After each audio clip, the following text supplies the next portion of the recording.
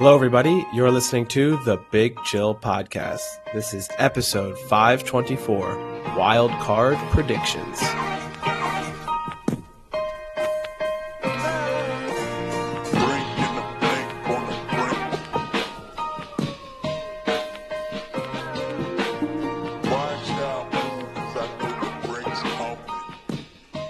Hello, Big Chillians, and welcome back to the Big Chill Podcast. I'm Frank, joined as always with Eddie. Eddie, how's it going? Yeah, pretty well. I mean, over the past few weeks, it's been me who's been sick and struggling with my voice, and now it's your turn to make this audible experience slightly less pleasant for the listeners. Or maybe more pleasant. Maybe it tones down my voice. No, I can tell you it's less pleasant. Thank you. Unless I can do something miraculous in the editing, this is probably not going to be the experience that they're used to. Well, don't know what to tell you. Everyone in America is sick. I don't think you can limit that just to America. I mean, it's just the season, right? And there's been some pretty bad bugs going around. So mine lasted a long time. That was a solid 3 weeks, I'd say. Awesome. 10 to 12 days of which I was feeling really, really bad. But in total, like 3 weeks before I felt 100% again, which is a long time to be feeling kind of under the weather. Yeah, I hope that's not me. Well, I don't do well with being sick. I get really frustrated really quickly. Oh, we'll see how you do then. Maybe this weekend's slate of NFL playoff games will be just the medicine that you need to pick you up. Maybe. Although, not a fan of the Saturday games. I love the Saturday games.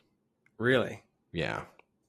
I mean, well, you couldn't have them. I don't want multiple playoff games. I don't want simultaneous playoff games.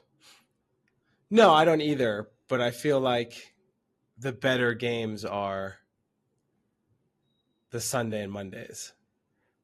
Well, the Mondays are a relatively new development, right? But I mean, typically the Saturday game is the Saturday games are the less attractive ones.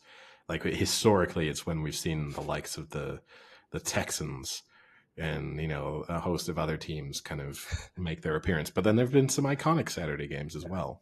So it's just where the AFC South is slated, always on a Saturday because no one wants to watch them. Pretty much, yeah. But no, I don't know. I think this time around, I'd argue that the Saturday games are more interesting than the Sunday games. Well, I guess, yeah, I mean, the issue is, right, that you have a Dolphins team without Tua and you have Ravens team without Lamar. So that's what makes them uninteresting. Yeah, but they knew at least one of those things when they scheduled these games. Like this isn't, and they probably were fairly confident about the Tua element as well when this got scheduled. So it's not like that's some sudden development they thought they were going to have these blockbuster games on a Sunday. I mean, it's difficult to make a good argument for why. I mean, the only thing the Sunday has going for it is it has 3. Like that's the only reason why this is marginally better. And the Vikings Giants game, there's 3 games that are maybe close in terms of being difficult to call. I'd say there's probably really only 2, and one of them's on a Saturday and one of them's on a Sunday. Oh, wait. Oh, spoiler alert. I would have said one's on a Sunday and one's on a Monday. I mean... Shall we just get into the games? Yeah, I'm not going to let you say it's not difficult to call the Chargers-Jags game. You can be confident in your Chargers pick, but I'm not going to say that you can just be like, oh no, this is a gimme. Cakewalk. Okay.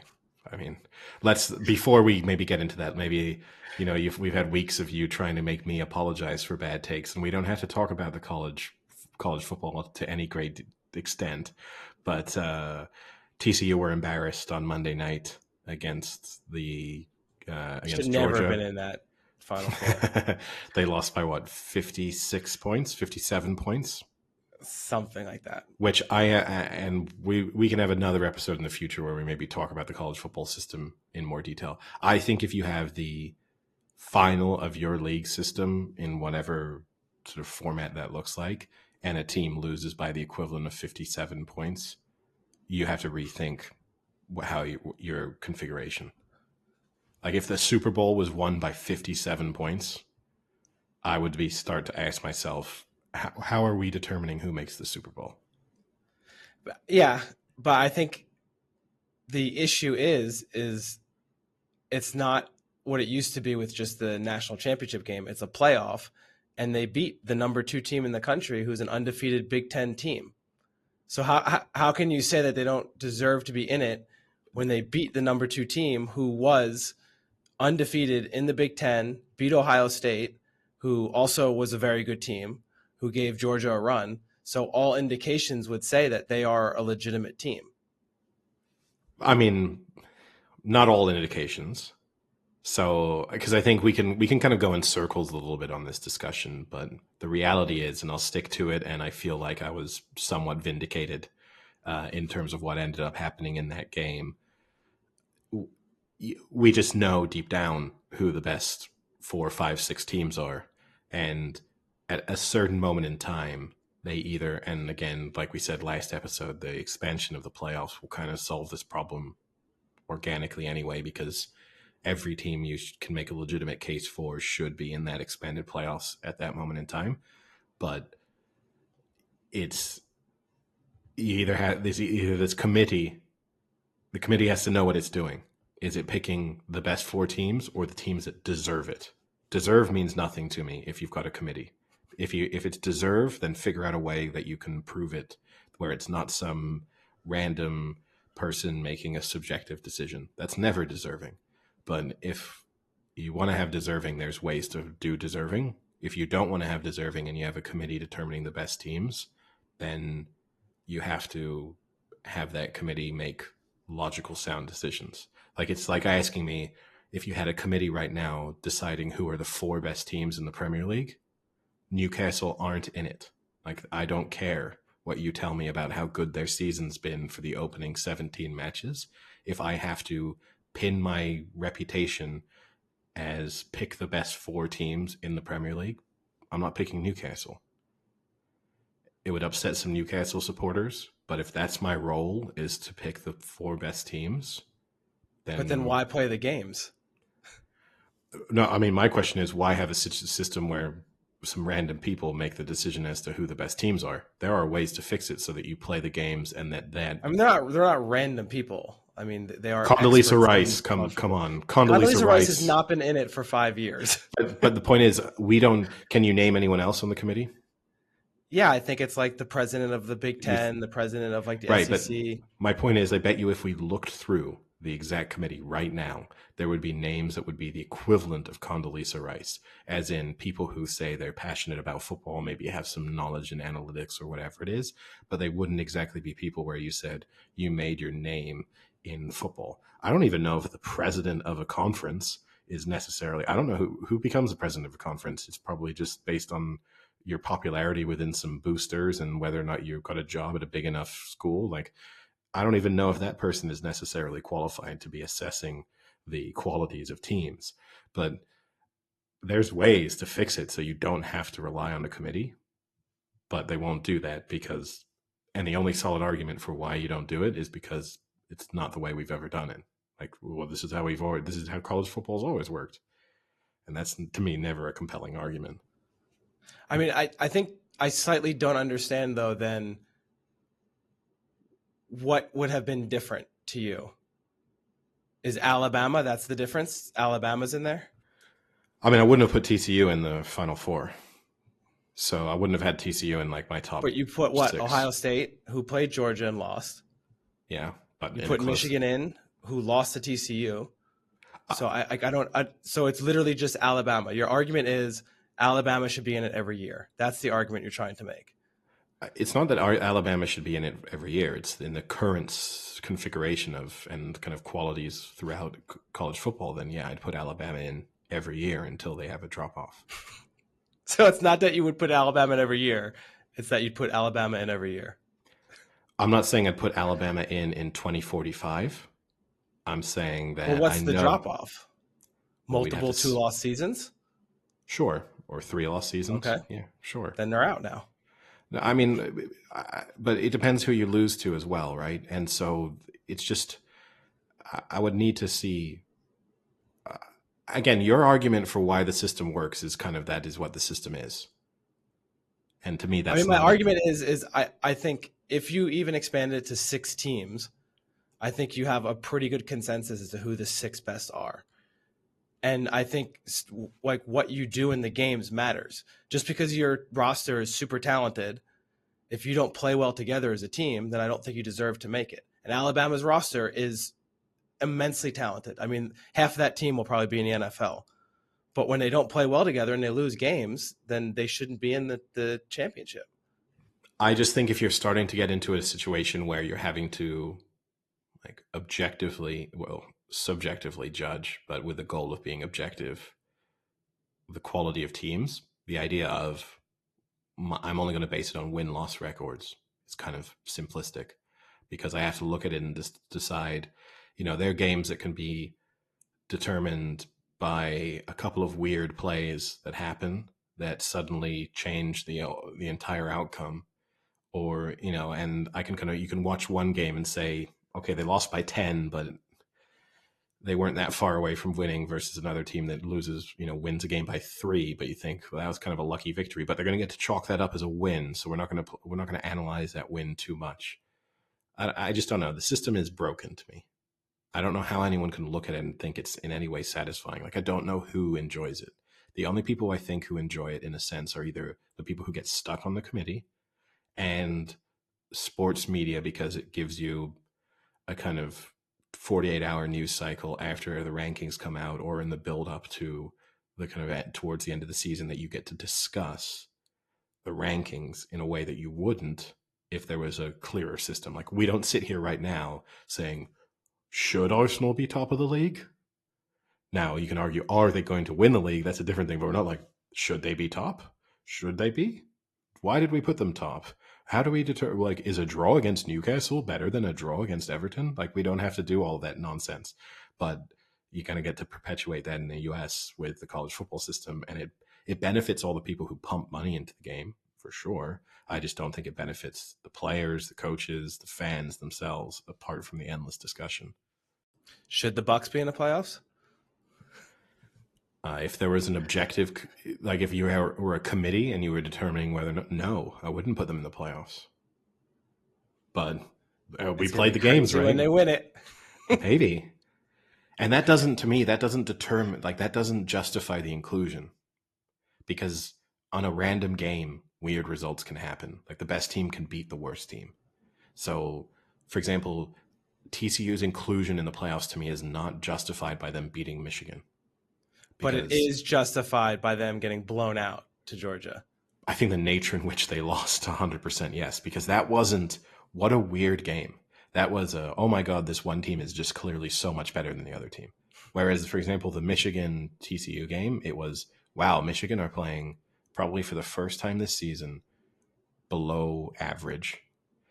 And they've made some dumb mistakes in their play calling. And TCU is playing really well. And that was a combination of those 3 factors allowed TCU to barely beat Michigan. Whereas then they get into another game and it's like, okay, now Georgia has turned up and wow, they're just infinitely better than TCU. Like, it would be hard to have been a TCU player walk off that field and I think feel as if you even deserve to be on the same field as the players you played against. Like, for you to get there and be like, wait, we were playing the same sport at the same level? That's crazy. Like, that's the equivalent to me of like watching an FA Cup tie and watching like a Shrewsbury Town player walk off after they've lost 6-1 to Man City. And that Shrewsbury Town player walks off and go, oh, that's the difference between us and them. That's why they get paid the big bucks and we're down here. And that's what all those TCU players should have felt like on Monday night. But anyway, from there, we can switch to a sport that doesn't have its playoffs determined by a random group of people figuring out who they think the best teams are, and instead has an imperfect division-based system that puts some teams in. But yeah, are we going to go in chronological order, as I often prefer, or the We Frank can go in order? chronological. Okay. So the opening game will be the Saturday 4:30 Eastern kickoff, and that is the number 2 49ers versus the number 7 Seattle Seahawks.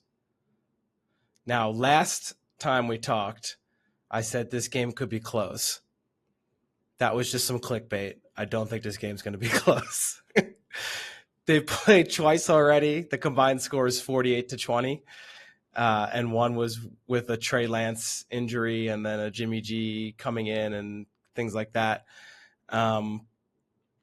Seattle does not have a very good defense, and they struggle in particular against like check down to intermediate level throws, which is kind of what Brock Purdy has been born to do, apparently.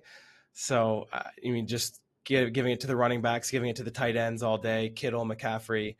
I don't think know you're if kind of doing Debo's him. still on the team, but Debo played all right in the last. I think you're doing him a disservice. Then I actually think since Brock Purdy came into the team, they've established more of a deep, play game. No, they do throw it deep, but I think they rely on the running and the short throws to open up the deep throws. Sure, but I mean, you're just describing good football right now. I mean, I'm sorry that the Niners don't just run like consecutive Hail Marys until one gets caught. When it's not Kirk Cousins out there just, kind of throwing and kind of wishing upon a prayer for a touchdown to Justin Jefferson every time. But yeah, no, I agree with you. I don't think it's difficult to see why this game would be any different to what we saw in the regular season. The Niners lead the league in turnover differential. It's a very intimidating defense. They have had 13 more takeaways than giveaways. And that obviously just makes it a lot easier for their offense because you get an advantage in terms of field position. They lead the league in average starting field position. So they're on the 30.9 yard line on average, which is the best in the NFL, whereas the Seahawks have the worst average starting position in the NFL with an average of 25.6. It's not exactly a huge difference there, but I mean, I guess over the course of a season, a 5-yard average is pretty big, because when you factor in that most of your drives are probably going to start on your own 25, just from kickoffs and punts and all sorts of other things, to factor in to kind of shift the average by over 5 yards is pretty significant. But yeah, it's difficult to see why, unless Brock Purdy is just suddenly in the situation where the lights are too bright for him, which I guess is always the risk with a rookie quarterback going into the playoffs. Then again, you might be able to say the same thing about Geno Smith, not a rookie, but biggest game of his career. So, you have two quarterbacks coming off good seasons, probably surprisingly good seasons, who might find it, might be a little bit more nervous than usual. But yeah, I think the Niners are just all around the better team. Yeah, and I mean, Geno Smith, who's had a great year, really progressed this year, but he turned the ball over 4 times his first half of the season, first 8 games, and he's turned it over 11 in the second half, the last 9 games. So he is turning the ball over more. And like you said, Niners have a good defense. The spread is, I forgot to mention, spread when I wrote it down was -9.5, and the over/under was 42.5. So I think the Niners will cover the spread here. Yeah, I'm not a big fan of spreads, and 9.5 is big in a playoff game. You can be dominating, and one weird play in the fourth quarter can change everything. But yes, if I had to pick, I would say they cover. And Dan Orlovsky must be a fan of our podcast, because he put an article out today ranking the 14 QBs in the in the playoffs, and he ranks Geno Smith 10 and ranks Brock Purdy number 13. Who did he have last? Skylar Thompson. It's a little bit of an insult to Brock Purdy, I think. I can get it. He's a rookie, and there's not a huge body of work there in the NFL. But I think that's a little bit of a slap in the face for a player who hasn't lost a game yet. All right. Should we move on to the next game? The game that you think will be a quote-unquote cakewalk for the San Diego Chargers. The LA Chargers definitely won't be a cakewalk for the San Diego Chargers. Yeah, so the Saturday night game, 8:15 Eastern kickoff, is the Jacksonville Jaguars, number 4 seed, versus the Los Angeles Chargers, the 5 seed. And I was gonna say the Clippers, because every time I see LAC, I think Clippers. The Chargers are a 2-point favorite. Yeah, which I think they deserve to be favorites, but each of these teams has been, I mean, I guess the Jags have been pretty consistent since their bad start to the season, but both of these teams feel fairly inconsistent, and it feels like within the same game, you can see different versions of them. I guess both of their defenses have been good throughout, but their offenses can blow a little hot and cold. They stall at weird moments in time, particularly the Jags.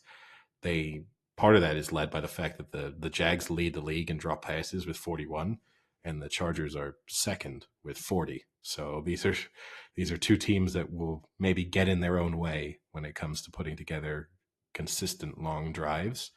I think the kind of mounting injuries for the Chargers, which is the story of all of their seasons, worries me slightly. But I think just with a little bit more experience and maybe just that little bit more maturity, especially in offense, I think I'll give the edge to the Chargers. So I'll take the Chargers to win and to cover. Yeah, so I mean the injuries have always been a problem for the Chargers, but you have Rashawn Slater who's out. I mean that's their starting tackle, but you do have Joey Bosa's coming back, and Mike Williams who left the game on week 18, which was a completely unnecessary time for him to be playing. That injury is not serious, so he's going to play as well. So they have most of their players back, which is very encouraging. I think Herbert is a better quarterback than Trevor Lawrence. I do think the defenses are pretty evenly matched. I think the Jags actually are a slightly better defense, but I think offense-wise, I have a lot more trust in Herbert to be the better quarterback and, if necessary, mount a comeback. Whereas what we saw in week 18 when the Jags needed to win, Lawrence was okay. He didn't make terrible mistakes. I think he had only one turnover, but at the same time, he didn't hit the throws that would have easily won them the game. He missed a few big throws. So I think Herbert is going to be better in that sense, and I'll take the Chargers to win here and cover. Yeah, I mean your reputation really, your whole playoff reputation is going to be determined in first day of wildcard weekend. If this is a flame out for Justin Herbert, serious question marks are going to surround him and you.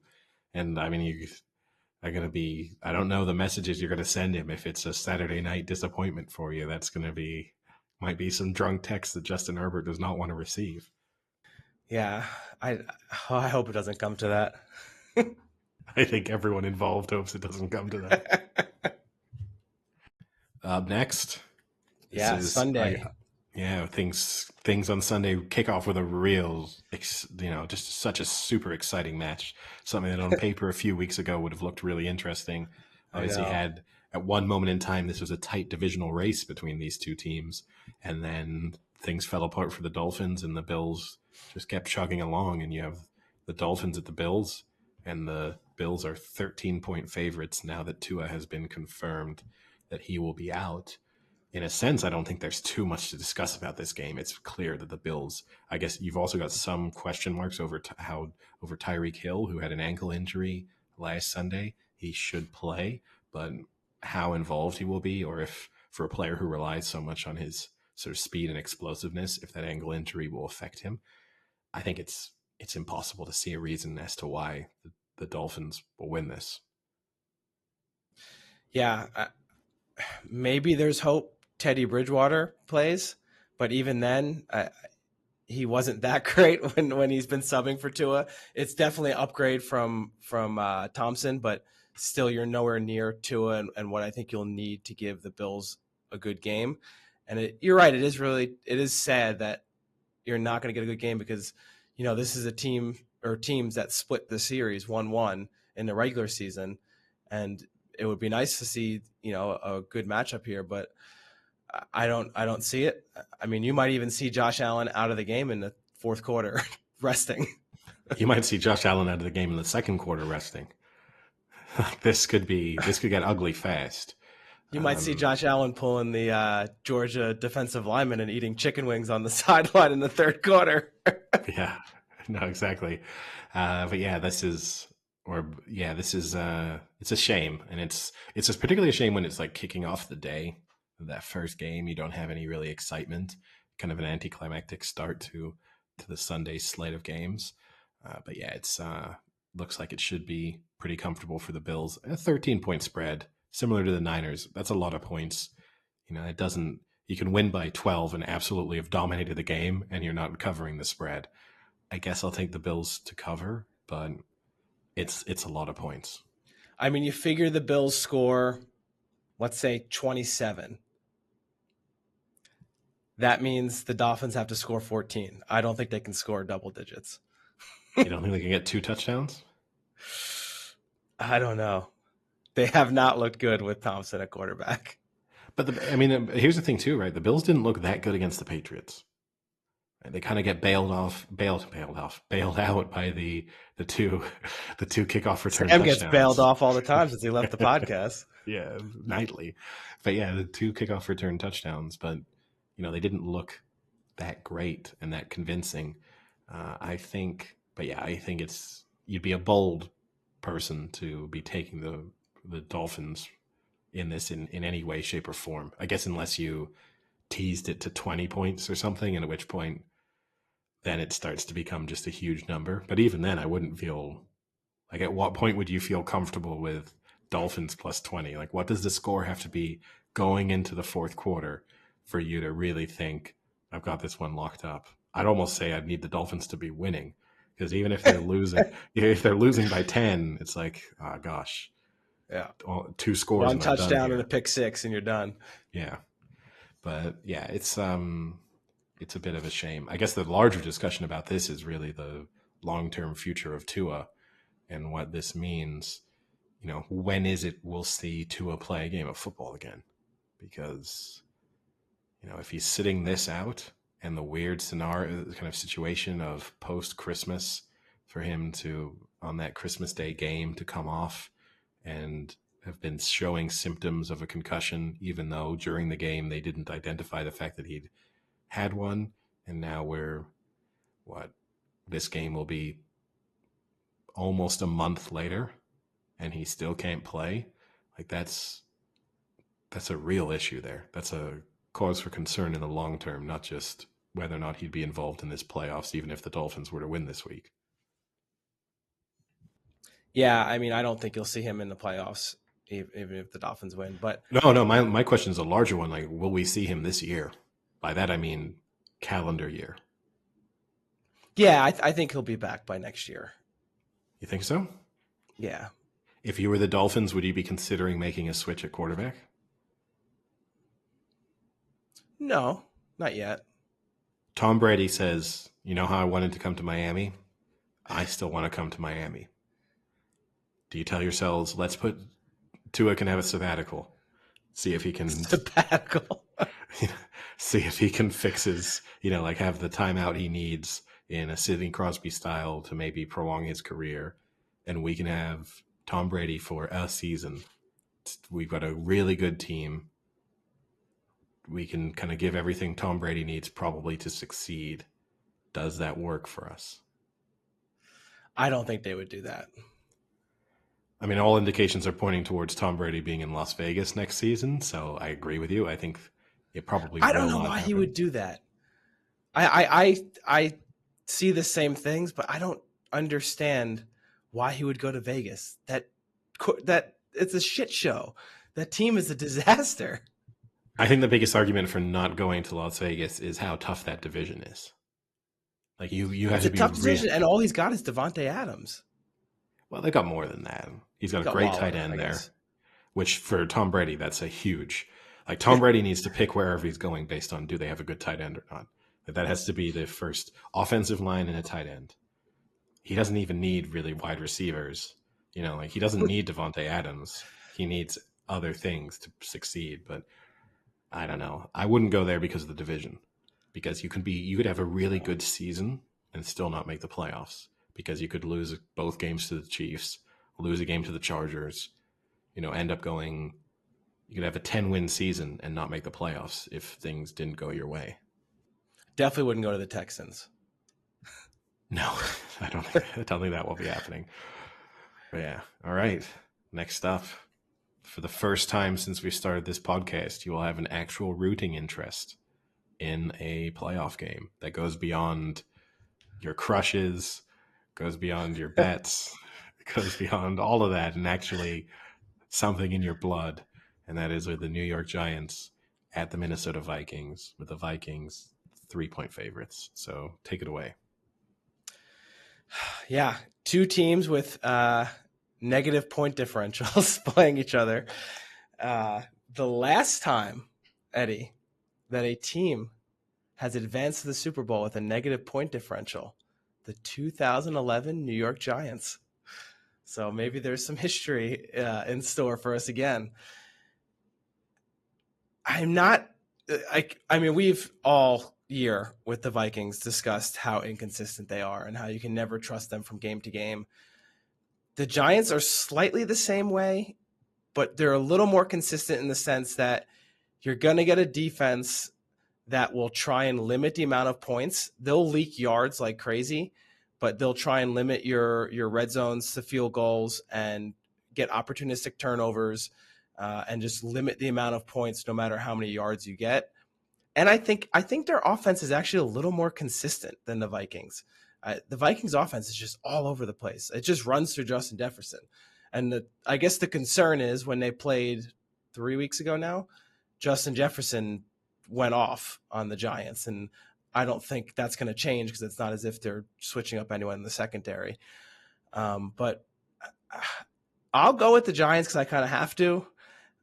Daniel Jones has been playing great. So I think the stat is in the last 4 weeks of the season, he has the best QBR in the NFL, better than Patrick Mahomes. And couple that with Kirk Cousins, who hasn't looked very good in the past few weeks. I'll go with the Giants. This will be close. It was close when they played in the regular season. Took a 61-yard field goal for the Vikings to beat them. And yeah, we'll see. No, yeah, this is a close one. On paper, I would say this is the one. Well, I guess the Chargers, Jags. I feel like you can almost make the strongest arguments for either team winning in this one. But you talked about the Vikings offense being more consistent. In part, that was down to the fact that they led the league in terms of penalty yard differential. So a negative point differential, but came out extremely well when it came down to penalty yards.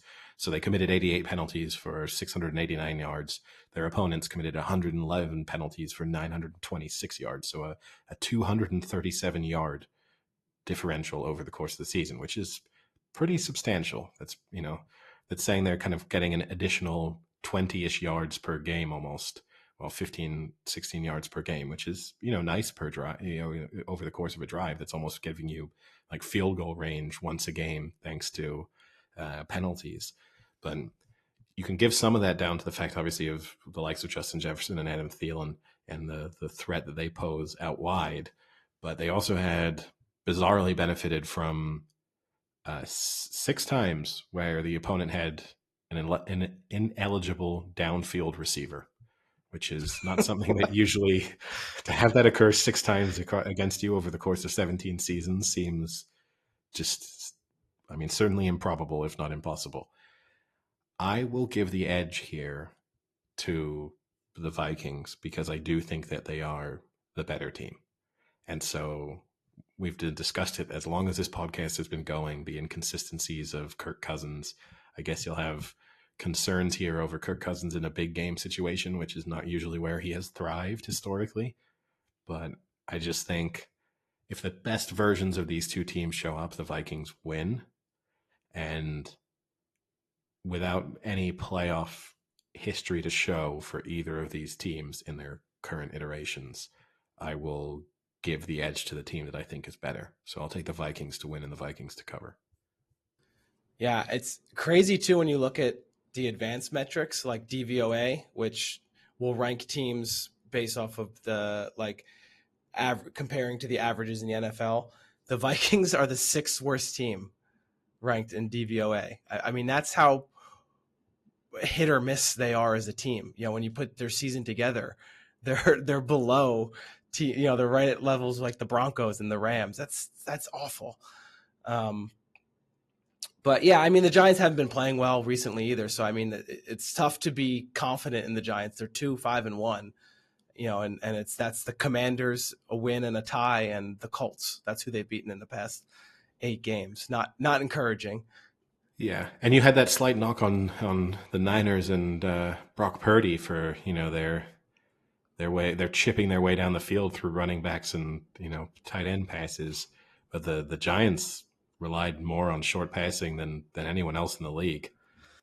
Daniel Jones had an average, according to Pro Football Reference, had an average depth of target of just 6.4 yards, which was tied for 31st among starting quarterbacks. Eddie, don't get my dad started on this. Never throw the ball deep. They never do. Yeah, well, in comparison, Kirk Cousins averaged 7.5, so 1.1 yards further on average. And the Giants only had 28 passing plays of 20 or more yards over the course of the season. So that does mean if you feel going up against them in terms of how you plan with your secondary, I don't think you have to be too worried about a deep threat unless this is just like Bill Belichick level planning, and they have just been waiting to unleash the air raid game in the playoffs. I mean, how can you be worried about their deep threat? We've discussed this before, but I mean, literally their second to fifth wide receivers weren't even in the NFL at the start of this year. That's how bad it is. How do you think? Kenny Golladay is technically back, but he hasn't been playing very much. He had his first touchdown, didn't he? And when they sat players. Yeah, so maybe he's warming up just in time. Yeah, one of the catches of the year. How do you think Orlovsky ranks Daniel Jones and Kirk Cousins out of the 14? I'll say he put. So he had. Geno Smith 10 and Purdy 13 is what we have. I'll put Daniel Jones 11, and I'll put Kirk Cousins 9. Ooh. Daniel Jones 8, Kirk Cousins 11. Okay. He's got more faith than Daniel Jones. Yeah, I mean, this is a big moment for Daniel Jones because obviously, he spent the early part of his career people thinking he was kind of a joke. Most people saying that the Giants made a huge mistake. I know you'll say even if he's good, they made a mistake because they could have gone him later, and the kind of draft strategy thing that they messed up, which who knows how that would have worked out if they'd tried to do that more intelligently. Better. Well, who knows? But who knows who the other player? They may have ended up with a complete dud as the other player, and so it's neither here nor there, But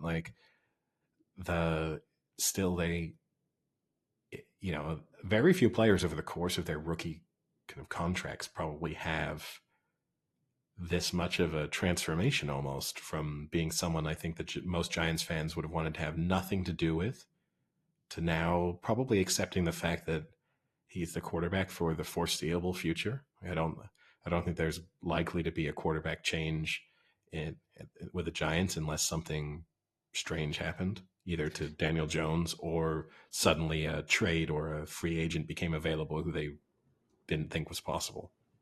Yeah, I think he's definitely solidified he's going to be the quarterback next year. I think this has bought him a year. I still think, though, a lot depends on his progression next year. And I talked about it when we did our preview, with Dabo coming from Buffalo, there was a little bit of this Josh Allen feel to Daniel Jones where they're similar in the fact that they're big, sturdy quarterbacks but can run very well. They're both pretty fast and they have really good arms. But the issue is Daniel Jones had no one to kind of help him and progress him. So now maybe that Dabo's there. This is I'm not going to say it's anywhere near the progression of Josh Allen, but maybe you're starting to get a progression like Josh Allen had, and how he got better year after year. And maybe in 2-3 years, he is up to that top 7 quarterback level, which would be, I think that'd be great. That'd be more than I would have expected. Yeah, he's definitely top half, at which point it becomes difficult to replace him, right? Because most of the quarterbacks you'd consider to be definitely better than him are not going to be available.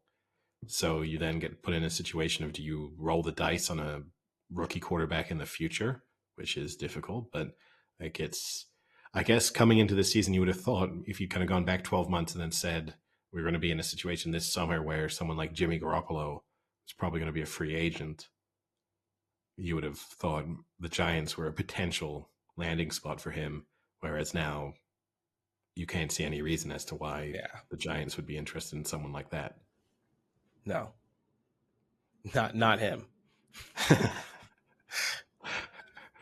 All right. So up next, things get a little bit more straightforward, probably. Again, you have the Ravens at the Bengals, and the Bengals are 9.5-point favorites. Once again, I think difficult to make a strong argument as to why you think the Ravens would win this. I think even with Lamar Jackson, the Bengals would still be the better team here, but playing against an inexperienced quarterback against a team that, much like last season, seems to be finding its best form at the right time. I think the Bengals are pretty much better in every department, maybe aside from at kicker. And I don't think, as good as Justin Tucker is, that he is going to be the deciding factor in this game. So I'll take the Bengals to win. They're 9.5-point favorites. I'll take them to cover that spread as well. Yeah, this is another one that I think sucks that Lamar isn't playing, because it is a good rivalry game too. So it's always fun when you get to see rivalry games in the playoffs, like just that little extra meaning towards it. Baltimore beat them in week 5, 19-17, and kind of shut down Joe Burrow. Maybe they can do that again, but the issue is, even if they hold them to 17, can the Ravens score 19 points right now? So Tyler Huntley sat out the last game with a shoulder injury, but I think he'll be back. And it's not very encouraging news that he'll be back. So they've scored 4 touchdowns in 5 games with him at quarterback. That's not what you want. So against the Bengals, who are going to put up points, I'll expect them to put up 20. I don't think the Ravens can put up 20 points. So I think just on that alone, I think the Bengals will win. And if the Ravens defense can't keep it close, then this could get out of hand real quick. Yeah. I think 20 is being ambitious for this Ravens team. I think if they can get past about 16, they're doing well. But yeah, no, I think it should be pretty straightforward for the Bengals. I guess the nice thing, there's some good games in this wild card weekend, and you never know. There's surprises happen, so we might get some upsets or some close games that we weren't expecting. The nice thing is, even as you look through this, the next round does look like it would be just like absolutely stacked in terms of nice matchups, good teams, nice quarterback matchups. Like, it's not that you want to skip ahead and not appreciate this first round of the playoffs, but at least that's the positive when you're looking at some of these games. Well, 3 games with pretty heavy favorites. And then things wrap up on Monday night with the Cowboys 2.5-point favorites in Tampa Bay. Possibly Tom Brady's last game, certainly in Tampa Bay. I don't think it will be his last game in the NFL, but I think this is, if they lose, probably the last time we see him playing for the Buccaneers. Yeah. I mean, this is a game on paper that should be a very easy win for the Cowboys. They're 12-5, so a much better record. When we talk about the DVOA, they're ranked 6th. The Bucs are ranked 17th. So they would seem the superior team, but when you look at their last few games, the final 5 games, they beat the Texans, but literally needed a goal line stand to beat the Texans, who are the worst team in the NFL. Lost to the Jags, and then just beat the Eagles with a backup quarterback, just beat the Titans with Dobbs at quarterback, and then got destroyed by the Commanders. So that is not encouraging going into the playoffs. And we've talked last podcast that Dak has looked really bad. 11 interceptions in his past 7 games. Not good. Their offensive line is getting injured. They're not what they used to be. That used to be the strength of their team, and right now going to the playoffs, it is not the strength of their team. The more I think about it, the more I think I'm going to take the Bucs.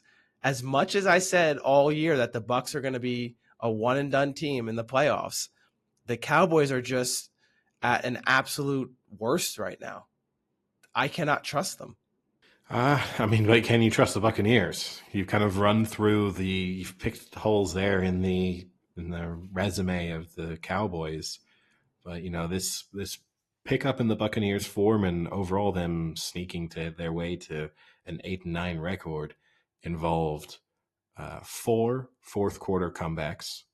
So they were including losing 13-6 going into the fourth quarter against the Rams, and then losing 16-3 going into the fourth quarter against the Saints, and then 16-6 against the Cardinals in the fourth quarter, and then 21-10 in the fourth quarter against that crucial game against the Panthers.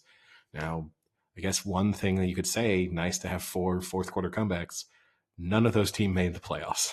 So, none of the teams that they had those fourth quarter comebacks against were particularly good. And most good teams would not have found themselves losing to all 4 of those teams going into or at some point in the fourth quarter. Across the first 3 quarters, Tom Brady threw just 12 touchdowns, which is fewer than Justin Fields, fewer than Davis Mills.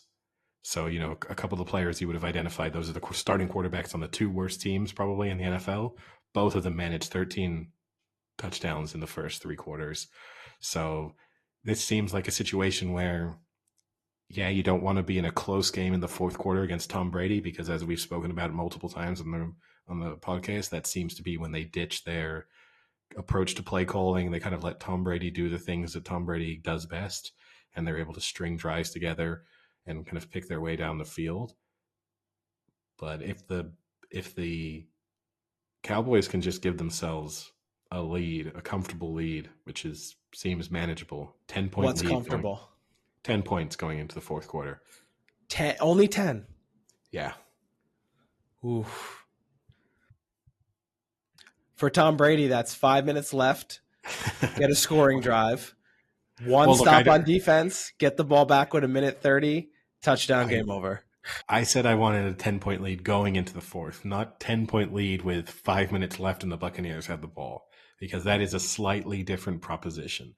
But, you hope that you have a 10-point lead and then you can at least just about match what the Buccaneers do from a scoring perspective in the fourth quarter.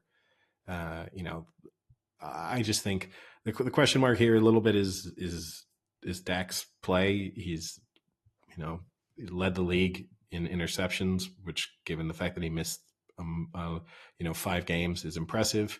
It was an interception rate of 3.8%, which seems kind of remarkable to think that you're throwing an interception on basically 4 out of every 100 pass attempts. Like, that sounds just crazy to me. But his career rate is 1.7. Yeah, so it's over double. Over double, yeah. Including he's thrown an interception at least 1 interception in the last 7 games. So you're pretty much guaranteeing, if you're the Buccaneers, you're going into this thinking we're going to get 1 pick.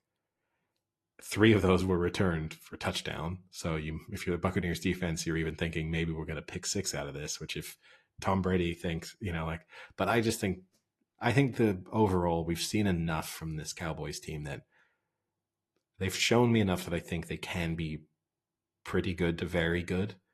And, I think we spent all season talking about how bad the Buccaneers were. And now that they've snuck their way into the playoffs, all of a sudden I've got to try and convince myself that they're not terrible. Like, what is this spread 3 weeks ago? Yeah. No, I agree with you. I really agree with you. But at the same time, I've watched the Cowboys these last few weeks, and they're dumpster fire. I wouldn't go that far. They're bad. I mean that week 18 performance was terrible. I mean, it just didn't look like but it kind of just didn't look like any of the players had all that much interest. It got off to a really bad start with the kicker fumbling the punt. Like that's never, you don't want that kind of issue on a special teams play. That kind of set the wrong tone for the game. I don't know. I just think So they played in week 1, and the Bucks won 19-3. Just saying. Yeah, I'm just saying. Yeah, but yes, yeah. I don't know. I don't know. I feel like I think I don't know to try and convince myself. And I was a Bucks optimist all season. Like we're almost switching roles here because I think I spent most of the final 10 or so weeks of the season telling you why I thought the Buccaneers would make the playoffs and how once they get there, who knows? Like anything could happen. It's Tom Brady. They could figure that. Yeah. We kind of saw it when they won the Super Bowl. They weren't that impressive in the regular season, and then playoffs come around. Defense matters more. It's going to be lower scoring. And if it's a close game, you do want Tom Brady there over Dak Prescott. Like, don't get me wrong. If this is a 4-point game with the Buccaneers getting the ball back with 3 minutes left in the fourth quarter, I'm going to trust Tom Brady to make his way down the field. And I hope Tom Brady wins. Like, I'm not a big Dak Prescott believer, so I'd be happy to see him kind of work his way out of the league almost, but certainly to stop having to listen to people tell me why he's so good.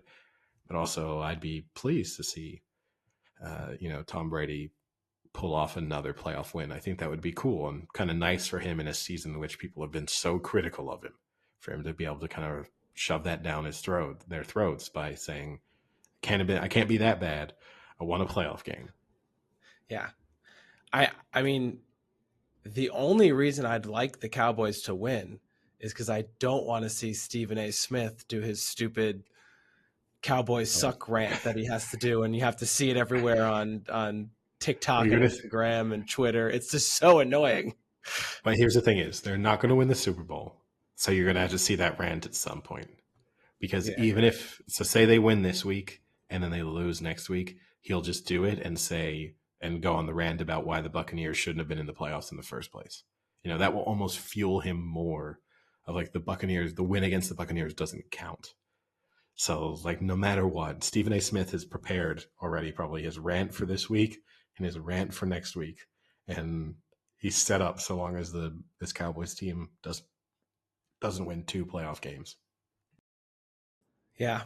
I mean, I just think you have a Cowboys team who turns the ball over against a defense who likes to get turnovers. I mean, they thrive on turnovers, that team. And you have Tom Brady, who you just can't count out in playoffs. It's another level.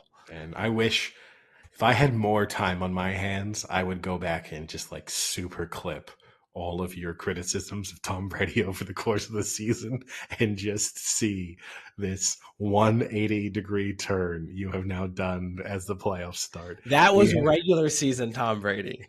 This is postseason Tom Brady. It's a different Brady. I probably have like 3 hours of combined just you ripping into Tom Brady, how he should retire, how he's done, how he's useless, how it's embarrassing, how he's tarnishing his legacy, how it's just the Buccaneers are terrible. And then all of a sudden you think they're going to win a playoff game. Yep. They got a great draw. For new listeners, I think there's no better way to sum up the predictions that you'll get from Frank than this complete heel turn we were just witnessing. It's regular season Brady versus postseason. It's a whole different animal. Okay, well, next time. It's like regular game Kirk Cousins versus primetime Kirk Cousins. Well, next time, because there's a good chance we're going to have to go through this again next season, wherever Tom Brady is. It might be a little bit painful during the regular season. All of your criticisms are going to have to be prefaced with, but if he makes the playoffs, it's a totally different animal. Yep. Okay. I mean, you even saw it week 18. He was warming up for the playoffs. He was just crushing deep balls to Mike Evans left and right, just warming up for the playoffs. Yeah. No, I mean, I think here, okay, here's the larger question. I think Tom Brady probably has his mindset on coming back either way. But in the ridiculously unlikely scenario that the Buccaneers won the Super Bowl, do you think he walks away? I would hope he does. I would hope he does yeah, because I think this is why he's going to keep playing, is because he doesn't want that regular season to be his last regular season. Maybe. I think it's more, I feel like he's just thinking, can I still do it? If I can still do it, I will still do it. So part of me doesn't even, I'm not even certain that he'd walk away if they won the Super Bowl.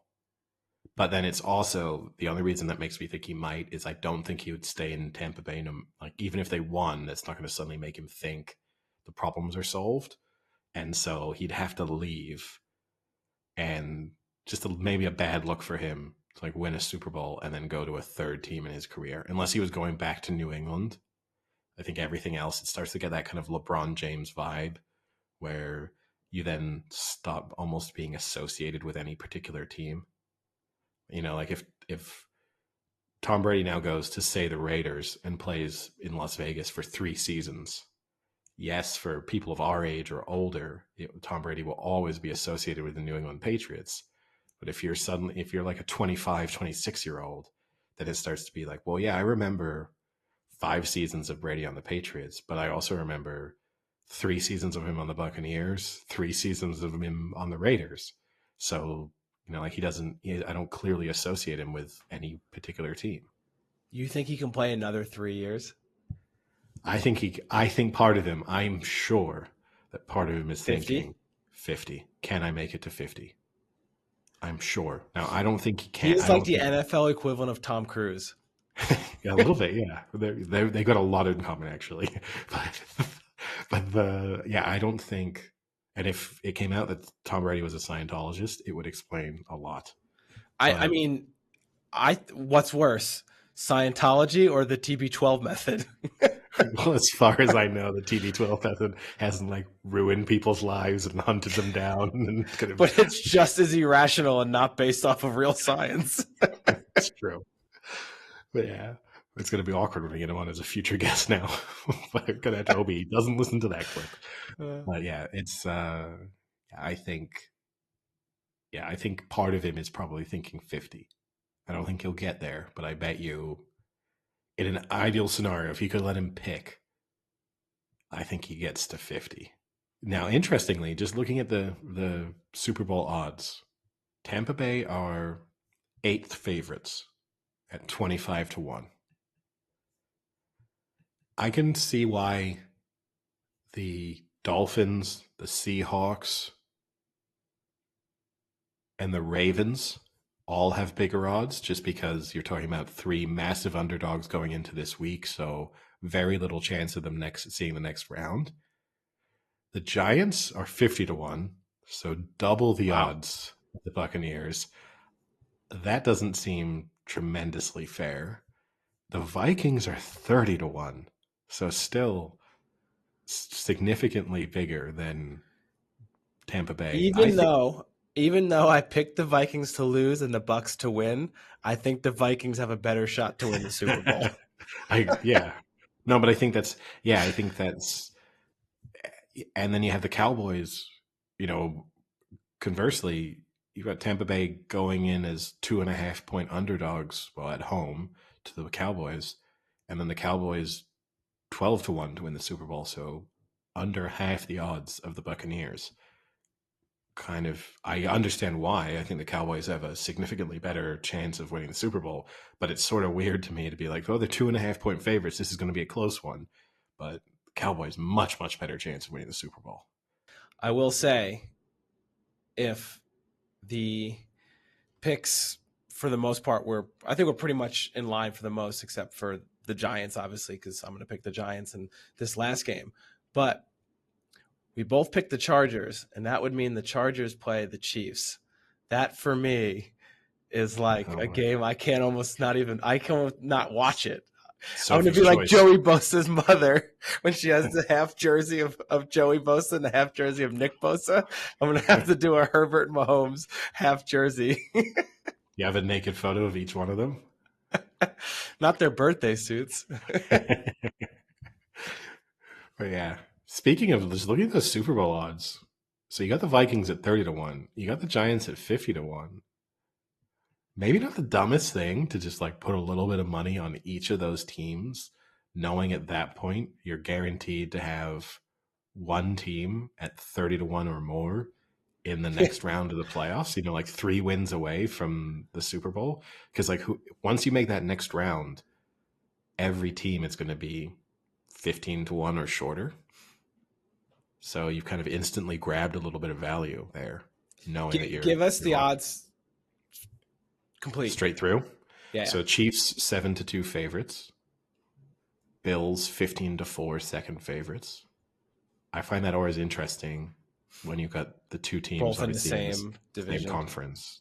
Yeah. Conference. Then Eagles at 5-1, Niners at 11-2, Bengals at 7-1, Cowboys at 12-1, Chargers at 20-1, Buccaneers at 25-1, Vikings at 30-1, Ravens at 45-1. This is kind of a crazy. I don't know how they have worse odds than the Ravens. Jags at 50-1, Giants at 50-1, Seahawks at 80-1, Dolphins at 125-1.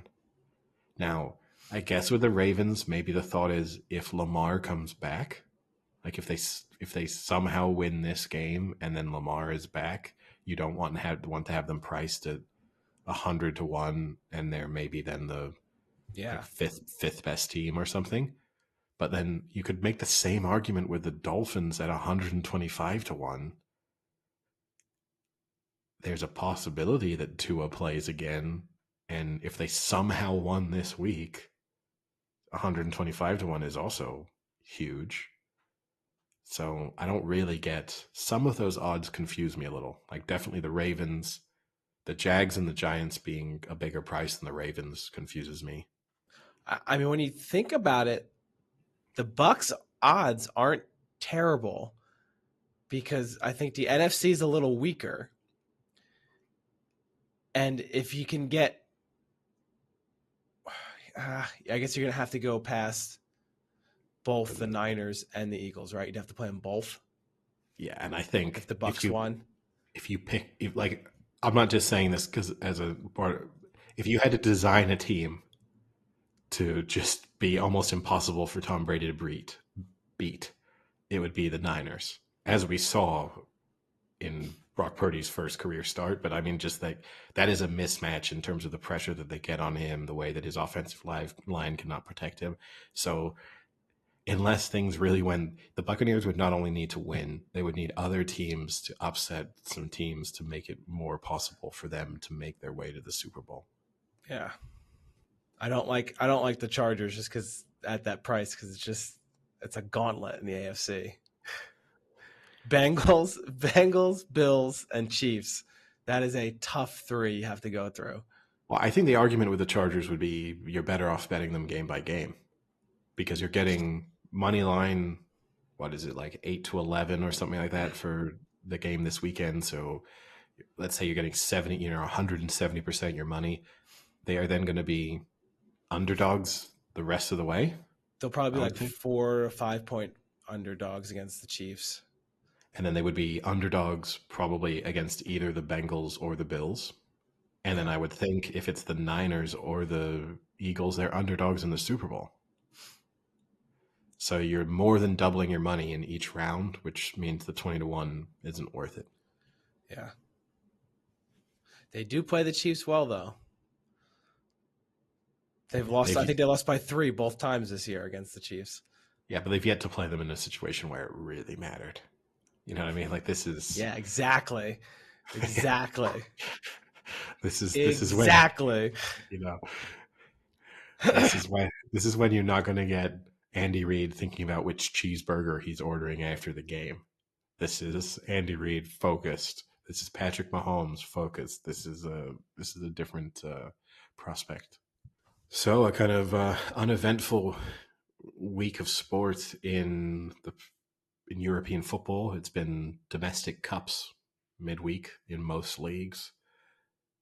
I guess the talking point in England being Manchester City, who have dominated the League Cup in recent seasons, were knocked out by Southampton, which isn't of great significance, but it means that their hope of a quadruple, so winning the the three major domestic titles plus the Champions League. So obviously, United in '99 famously won the treble, or like the main treble. Sometimes teams claim to have the treble when they've had like the Community Shield and the League and the FA Cup, but that's not a real treble. But the big treble being the FA Cup, the League, and the Champions League. I think it's definitely a goal of cities to take that away from United, of having that sort of season stand out as being uniquely successful. The quadruple would have usurped it and falling at a hurdle that most wouldn't have expected them to. I guess if you're trying to look at a positive, it means they have fewer games to play over the coming weeks in a very busy period. And so, regardless of how deep their squad is, that might help them in the league a little bit, that they don't have games that they probably don't care about too much. Having won the League Cup multiple times in recent seasons, this would have been the one competition they would have said, we can lose that one. How much more coveted is the FA Cup versus the League Cup? Oh, it's night and day. Not even close, right? Yeah, no.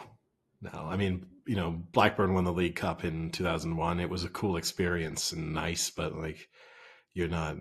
It's very much the second cup competition. You're not you're winning the FA Cup is, still, it's not as significant as it used to be, because I think there may have even been moments where people would have said they would have rather won the FA Cup than won the league to a certain extent. Like that was because you got the big day at Wembley. It was a telephone, back in the day when not many games were televised, the FA Cup final was. So it was sort of the one time when all of the, like being in the Super Bowl almost, like everybody's watching you. I think nowadays, definitely it's the third.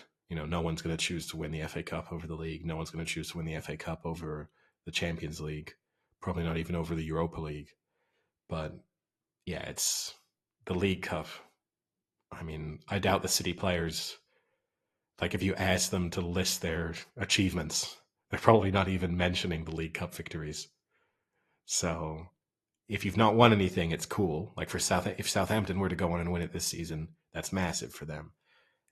But if you're a team winning bigger competitions, it's just a kind of nice thing to get, but it's not anything meaningful. And then I guess looking ahead to this weekend a bit, two big matches. We've spoken about it before, but this Saturday, kind of in a sense fitting in really nicely with the weekend of NFL playoffs. You could, for you, on the anyone on the, what a great Saturday I have in store for me. Yeah, waking up at 5 a.m. to potentially to watch, but on Saturday the lunchtime kickoff in the UK is Manchester United against Manchester City. So you have the Manchester derby come with the added sort of element of City in a tight title race. United maybe the informed team in the league, trying to cement their place in the top four, but also maybe even they probably still have some thought that if things went strangely, they might even get themselves involved in the title race if they could win this and then win a few more. And then on Sunday, you have the North London derby. So right before the NFL playoffs resume, you've got Arsenal at Spurs. So interesting slate of games. And if either team in City or Arsenal were to win and the other one to lose, that's a pretty big swing. Big swing. Big swing. How do you think that pendulum swings, Eddie? I think if you're a United supporter, City losing midweek was bad news. I think, you know me, I'm a big fan of the big team coming off a defeat, Yep. theory in any sport. It's always one of those things. The Bills lose, I'm on the Bills next week. The Chiefs lose. And so whilst that was the City kind of B team that lost to Southampton, although they brought on most of their big players over the course of that match, I think you'll now have, from Guardiola's perspective, that's an opportunity to just lay into the team to reinforce the fact, hey, you might all be thinking you're good. You're not as good as you think you are. Look, we lost to Southampton. We can't take anything easy in this. This is, like his team talk gets made for him. And they refocus. I think City win. And then the North London derby, it's hard to call. Arsenal are the better team.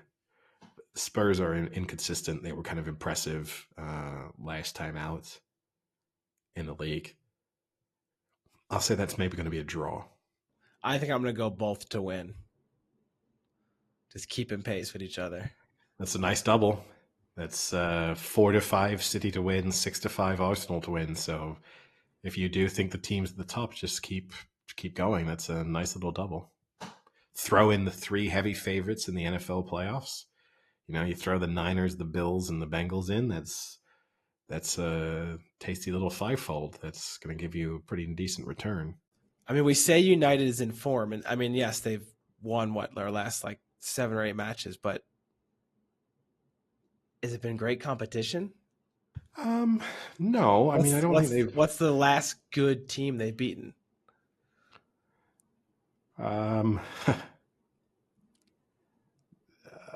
No one. I mean, yeah, they've not exactly run the gauntlet, but consistency is consistency, right? Yeah, no, it is.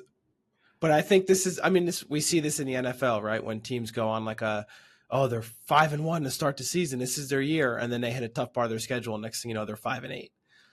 Oh no, for sure. Hey, look, it was one of the things I wanted to bring up to a certain extent. You've made. I think I made the prediction. I made the prediction at the beginning of the season. I thought the Bears were going to be the worst team in the NFL. Then I had to apologize to them after a couple of weeks because they were pretty good, and they ended up with the worst record in the NFL.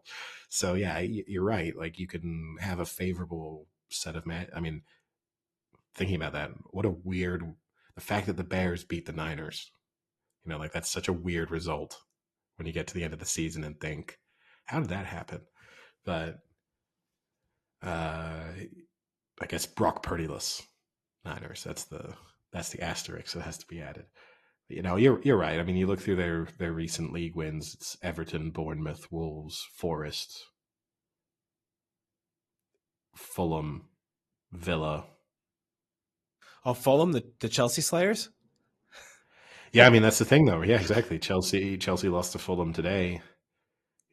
City drew with Everton.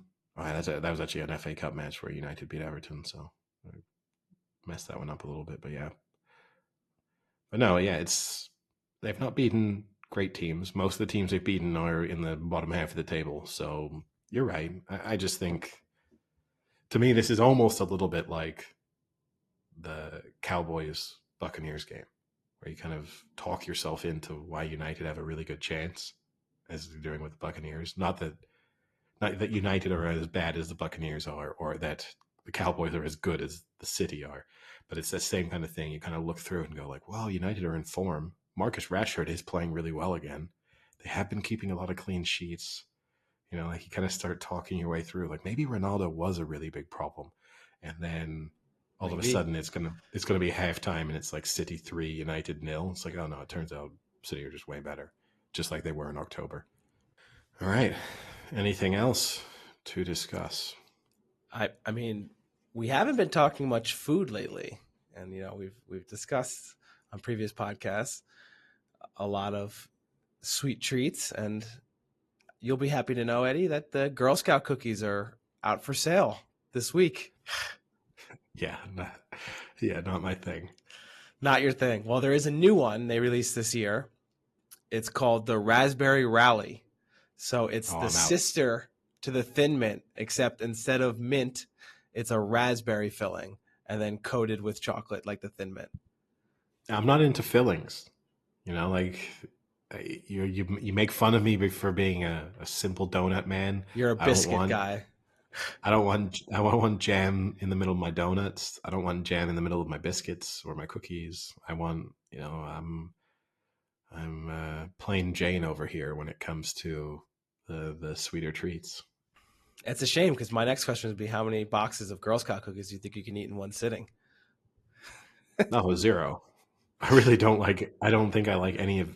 I won't go as You far don't as say like I don't. the peanut butter one? I'm not a huge peanut butter fan. Jesus Christ. Who doesn't like tag-alongs? What kind of monster are you? I am sure that you could find, because I know there's at this point in time a pretty wide variety of Girl Scout cookies. So I'm sure that you could find one that, but also just in general, that type of thing, like cookies, it's not just like not a huge thing for me. So even if you found one that I like, it'd be like I'd They have have a one. plain shortbread one. That's probably the only one that might interest you. Okay, like a shortbread biscuit. I'll have a cup of tea and eat a shortbread biscuit, but I'm not going to eat a box of Wow. them. What an exciting fucking afternoon, Eddie. A shortbread I'm not, cookie and a cup of tea. Don't get too wild on me.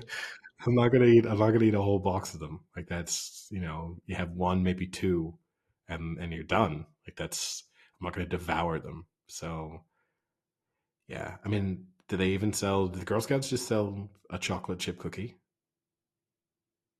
It's a great question. I don't think so. Because that would be the most likely thing. Like either a chocolate chip cookie. I like a sugar cookie.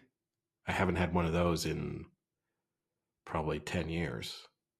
So they have a caramel chocolate chip. That's the closest they have. I'm not a huge caramel fan, so I'm not going to bite on that one either. Yeah, no, it's not my. I think I've only had a Girl Scout cookie 2 or 3 times in my life. I don't remember ever, as a kid, I don't remember ever seeing anyone sell Girl Scout cookies. Certainly, my family never bought any. I don't. I mean, I never had a friend who was in Girl Scouts, for example. Oh, were you in Boy Scouts? No, Oh, then maybe that's why. I didn't think they were. I think they were like mutually like was a requirement, but no, I didn't. No, I certainly wasn't in the Boy Scouts, and I don't remember even having a friend who was in the Boy Scouts. I don't remember. They probably had a friend who was. I had one friend at one point who was in the Boy Scouts when I was a teenager. Like it was to that point where like I Eagle don't think. Scout. Yeah, no, but I think he was like still like. Did they do everything together? Weeblo? Because he was like not in charge, but like turning up to like help them and stuff when he was like 14, 15. It just felt, and at that age, you just like start to look like such a dork in the uniform. Like the cuteness of the early years, if you wanted to say that, by the time you're 14, you're just like, you're just look like a loser. Are sure is that what you want to say, Eddie? The cuteness of little boys in Boy Scout uniforms? Is you sure that's what you want to say? I meant that in a nice way, not in a predatory fashion. That's what they all say. Yeah. Don't want to suddenly be on an episode of To Catch a Predator here. We have several friends in the podcast who are Eagle Scouts. Oh, I can think of one for sure. But yeah, no, it's just never. And maybe I was in Salt Lake City. I don't remember that being a big thing. It might have just been like in that sense, it might have just been a regional aspect that in Salt Lake, and part of that I know that the Scouts aren't a religious organization, but maybe because of the Mormon element, maybe it's like just not as popular there. Oh, what else? What else do you want to get caught on record saying? I don't know. Yeah. Look, I've managed to attack some real institutions here: college football, Girl and Boy Scouts. Yeah, no, it's yeah. So actually, Eddie, the Mormons highly encourage boys to be in the Boy Scouts. 20% of Boy Scout members are Mormon. 20%. High percentage. Yeah. That's almost unbelievable. In the US, this is. Yes. Okay. That's unbelievable. So I must have known some scouts. I take it all back. Everything I've just said was complete nonsense because I must have known some scouts if the unless it has changed in the last 20 years, which is possible because while I was in Salt Lake City, Mormon Church went from being anti-caffeine to being okay with caffeine because So Coke they're no pumps. longer linked. This was in 2018. The partnership like ended. So this was pre 2018, which would have been when you were there. So, so there was a relationship between the Mormon Church and the Scouts that has been terminated. There was like a tie, yeah, Okay. like a partnership. Well, maybe certainly it's my final topic though. It's just a brief one. I know you're a big fan of this movie. At least I believe that you're a big fan of this movie. It has a couple of actors in it who you are certainly typically enjoy their work. Catch Me If You Can. Oh, love it. So in my little bit of YouTube rabbit holing, managed to stumble across a video just debunking most of the claims in Catch Me If You Can. Just turns out complete nonsense. Everything he says he did in that movie absolutely did not do. Like what? What do you mean? The pilot aspect, the doctor aspect, the lawyer aspect, the fact that he was only arrested in France. He was arrested multiple times over the course of his life, including he was in prison from the age of like 18 to 21, which is a period in the movie where he does a lot of the stuff. The fact that he claims that he's sort of defrauded Pan Am for around $2 million. It turns out it was less than $1,500. Basically, pretty much he didn't do anything of note. He was like a petty criminal who did nothing particularly interesting, and the fact that the FBI were pursuing him never was the case. No Tom Hanks. No Tom Hanks in real life. Wow. In real life, it would have just been a beat cop arresting him multiple times while he Who was plays the trying beat to. cop? Like Mark Wahlberg? Yeah, well, who's and I mean in the movie he would Leonardo DiCaprio would just be like a background character of like, oh god, that guy got arrested again. Like we better, but yeah, it's pretty basically. Now, is there any truth to the debunking? Yeah, so this is supposedly it was debunked almost immediately. Like as soon as he came to prominence on a local level, people were like, "This is absolutely untrue," and he did He a wrote a good job. book, right?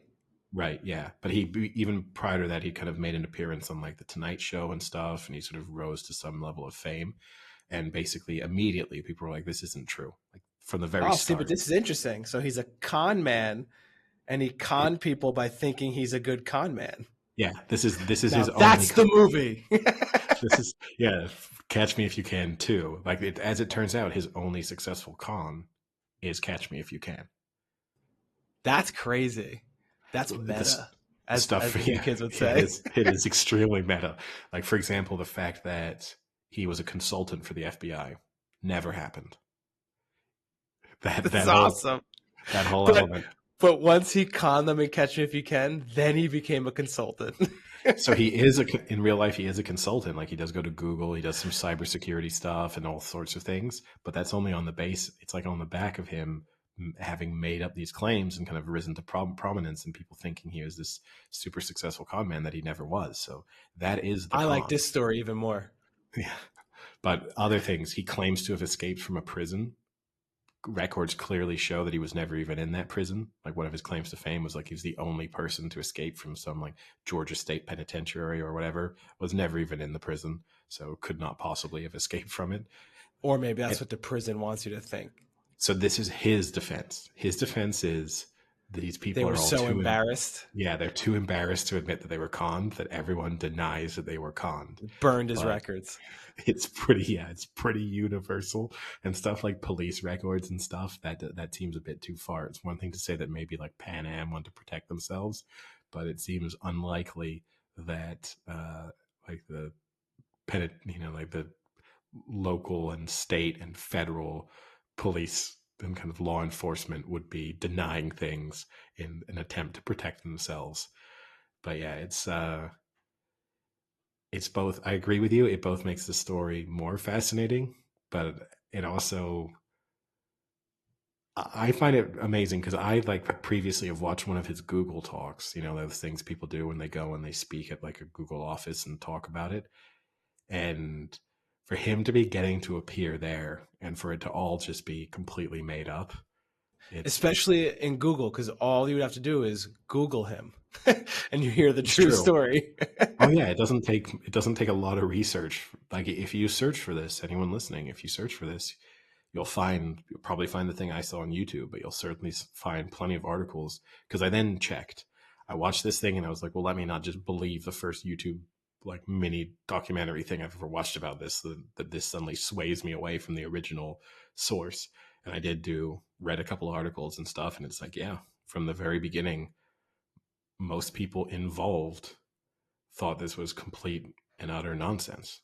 Like, and it kind of makes sense when you think about it, because most of those things he claimed to have done are completely improbable. So now it's just a fictional movie. Yeah, exactly.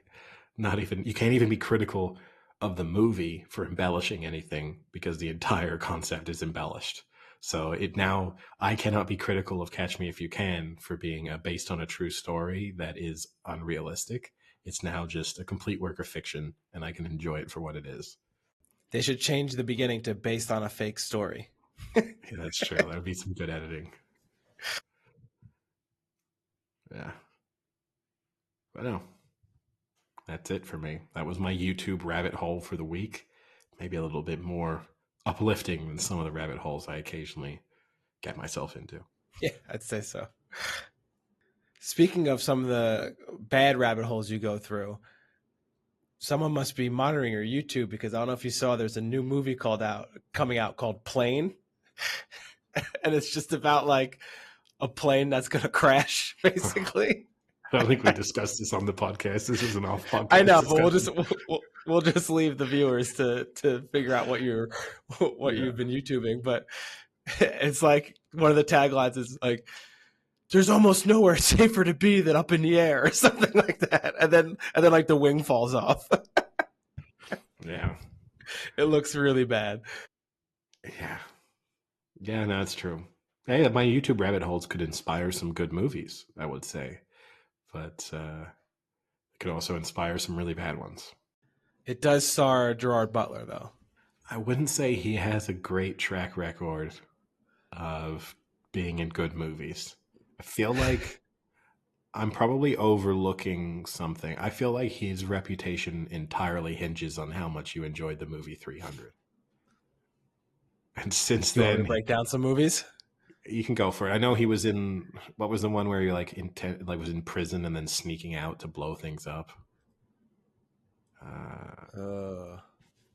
It's with Jamie Foxx. Law Abiding Citizen. Law Abiding Citizen. Yeah, that's okay, but we're getting to like okay being. He's done all of the Fallen ones. What is it, like Olympus Has Fallen, London Has Fallen, and I forget the other one. Angel Has Fallen. Yeah, those aren't good. Yeah. No, he's in Den of Thieves, which a lot of people love. I haven't seen it yet, but I want to see it. That's supposed to be a good one. It's okay. I mean, in general, he's in a lot of movies. He is banging out movies. He's in like 2 or 3 a year. I mean, 2007 though, what a year! 300 and P.S. I Love You, 2 classics. Yeah. No, I don't. I think looking at this, I mean, he's a voice in How to Train Your Dragon. That might be his best work since 300. Is it a movie called Dear Frankie? Yeah, he's in absolutely nothing good. He did like those romantic comedies too once he got popular from 300, like The Bounty Hunter. And then I think, what's the other one? Ugly Truth. That's the other one. He just strikes me as, not that this is really a concept anymore, although I guess you go straight to streaming, but he just comes across to me like Gerard Butler being in a movie screams to me straight to DVD. Like, like that's the quality of movie you're about to enjoy. Like It will be okay. Like if you were having a pizza on a Friday night and you put on his movie, it will be fine. Like we'll have some unintentionally amusing moments, and there'll probably be some action scenes or whatever. Like it's not going to be the worst movie you've ever seen, but it's definitely not going to be good. He also really struggles with accents. He's the anti Tom Hardy in Yeah. that respect. His accent is just like, I think even if he was doing a Scottish accent, it wouldn't be good anymore. So he's just sort of everything he does is weird. When he's doing his American accent, it just always sounds strange at certain moments in time. Not a good thing for an actor. Speaking of, I guess we can close with this. Did you see the Golden Globes, I or did like who not. won?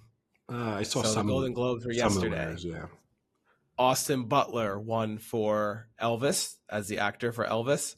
yeah, He still talks like Elvis.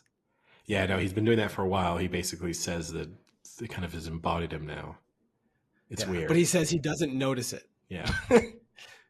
He says he doesn't think he does, but if he does, then it's just in his DNA now, which is just really weird. Because it's so like when he talks, his acceptance speech is so weird with the accent. It's so strange. He also makes one other fair point though, which is that a lot of times when people are doing like the before and after videos of how he sounded, they're cutting back to like videos of him when he was a sort of Disney star and he's like 16 years old.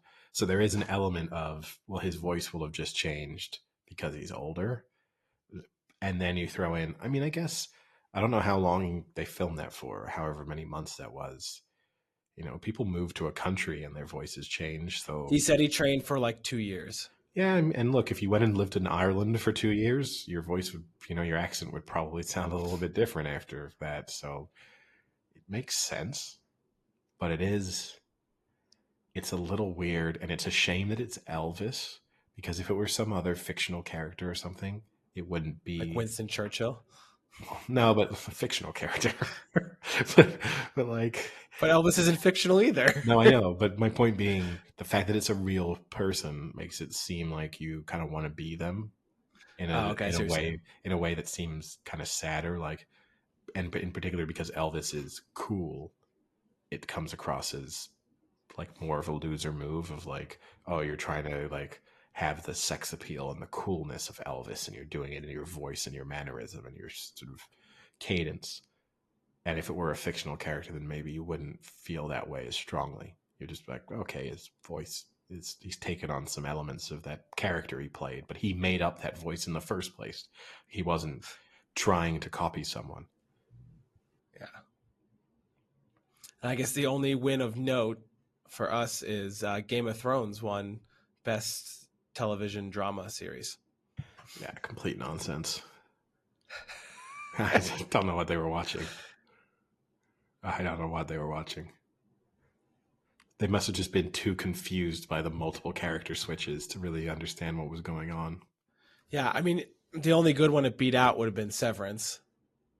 Better Call Saul. That was pretty good. I think both of those were better.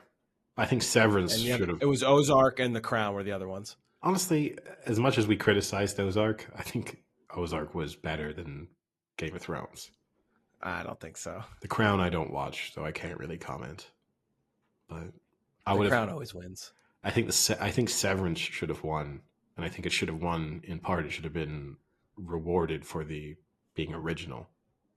Yeah. Like I think sometimes you have to try and incentivize, and it kind of goes against some of my ideas in the sense that the best thing should win. Kind of going back to the college football element, but I do think in TV and movie production, you should be trying to encourage people to not just make sequels and prequels and never-ending versions of the same story. And so something like Severance coming out, which is totally original, very unique in conceptually, I think you should be trying to reward that in the hope that that then makes people think, oh, we can come up with something new and actually win awards for it. All right. Well, I guess with that, we'll wrap it up. Yeah, hopefully this time next week we're not talking about Brock Purdy implosion. That's my big fear. Daniel Jones victory. I don't care about that. Anything can happen in that. I just want a good Dame. To me, it puts a lot of pressure on the Vikings Giants game and the Cowboys Bucks game and the Chargers Jags games to be close, because I'm expecting the other three to be pretty one-sided. So if 50% of the playoff games aren't, like one score games and maybe a little bit, and I don't want it to be like one score where, well, the Cowboys were winning by 14 points the whole game, but the Buccaneers got a touchdown with 12 seconds left and attempted an onside kick. And yeah, like I want an actual lead changes and stuff. And if that doesn't happen, it will be disappointing. Yeah, I agree. All right, well, talk to you later. See ya. Cheers.